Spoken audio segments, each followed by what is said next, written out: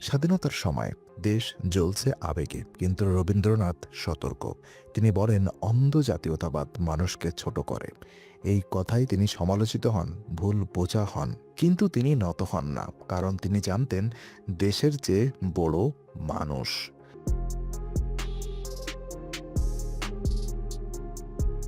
তো ভাবুন, একজন মানুষ যার কলমে কোনো সীমা নেই, যার চিন্তায় কোনো জাত নেই, যার ভাষায় কোনো বিদ্বেষ নেই।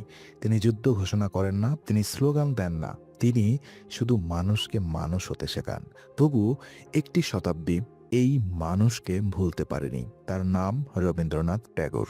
প্রশ্নটা গভীর, কিভাবে একজন কবি একটি সভ্যতার নৈতিক কণ্ঠ হয়ে ওঠে। এই ডকুমেন্টারিতে কোনো সাহিত্যপাঠ নয়, এটা মানুষের সম্ভাবনার গল্প। প্রাচুর্যের ভেতর একাকিত্ব। 1861 সাল, জোড়াসাঁকোর ঠাকুরবাড়ি। বাড়ি বড়, মানুষ অনেক, কিন্তু রবীন্দ্রনাথ একা। প্রথাগত শিক্ষায় তার দম বন্ধ হয়ে আসে। বিদ্যালয় তাকে শিখিয়েছে মুখস্থ, তিনি খুঁজেছেন অনুভব। এই একাকিত্বই তাকে দেয় দেখার চোখ। তিনি প্রকৃতিতে শিক্ষক বানান, নীরবতাকে বন্ধু। এই সময়ই তার ভিতরে জন্ম নেয় একটি ধারণা: মানুষকে ছোট করে দেখলে সভ্যতা বড় হতে পারে না। শব্দের মধ্যে মুক্তি। রবীন্দ্রনাথ লেখেন কবিতা, গান, গল্প, কিন্তু তার লেখা শুধু সৌন্দর্য নয়, প্রশ্ন। তিনি প্রশ্ন করেন ঈশ্বরকে, প্রশ্ন করেন সমাজকে, প্রশ্ন করেন নিজেকে।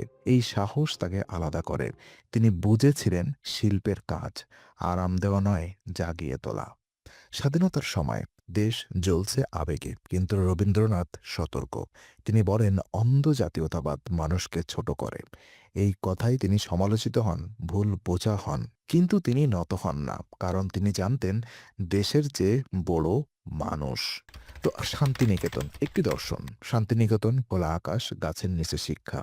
এটা স্কুল নয়, এটা দৃষ্টিভঙ্গি। তিনি চেয়েছিলেন শিক্ষা মানুষ তৈরি করুক, যন্ত্র নয়। এই দর্শনই বিশ্বভারতী।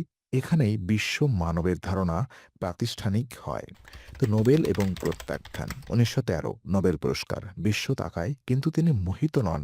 জালিয়ানওয়ালাবাগ, রক্ত, অপমান। রবীন্দ্রনাথ নাইটহুড ফিরিয়ে দেন। তিনি প্রমাণ করেন সম্মান বড় নয়, নৈতিকতা বড়।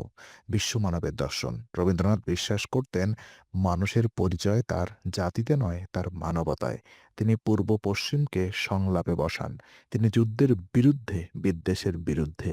তার লেখা আজও প্রাসঙ্গিক, কারণ মানুষ আজও বিভক্ত। তো মানুষ যা শেষ হয় না। রবীন্দ্রনাথ চলে গেছেন, কিন্তু প্রশ্ন রেখে গেছেন, আমরা কি মানুষ, নাকি শুধু পরিচয়? এই কারণেই রবীন্দ্রনাথ ঠাকুর শুধু কবি নন, তিনি একটি দিগন্ত। তিনি বিশ্ব মানব।